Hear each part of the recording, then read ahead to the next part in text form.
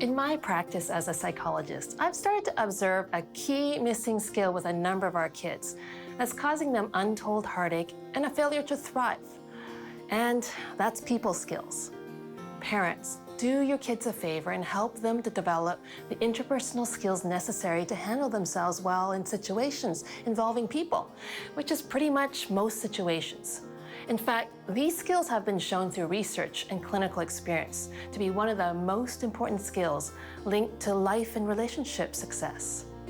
Our kids need these skills for three main objectives. Number one, to achieve their goals in a situation. Number two, to get and keep a good relationship. And number three, to keep or improve their self-respect. Time and time again, we see kids struggle tremendously without these skills, whether it's with peers or with their self-esteem, or with their capacity to have a voice to impact what happens in a given situation. What I call their power to make things happen. These skills are critical to success in life. So the more you can teach and model these skills to your kids, the better you're equipping them for resilience.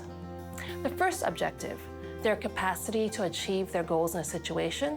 This is related to obtaining the legitimate rights, getting another person to do something, refusing an unwanted or unreasonable request, resolving a conflict, and getting their opinion or point of view taken seriously. We need to teach our kids how to assert themselves appropriately, how to express their thoughts and their feelings, rather than just assume that everyone can read their minds and know how they feel. And if necessary, even how to express the consequences of what could happen if their request isn't addressed.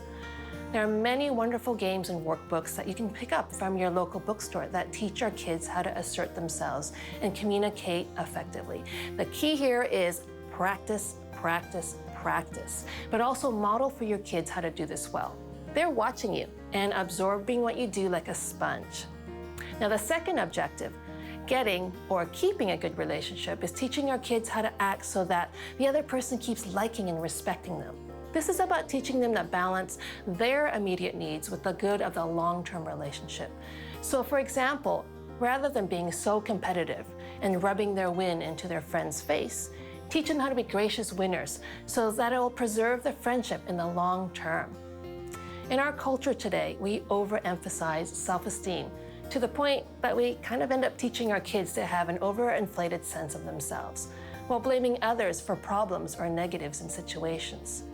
I think it's important to gently challenge our kids if we see them acting in ways that are hurtful or will cause disruption in their friendships with peers.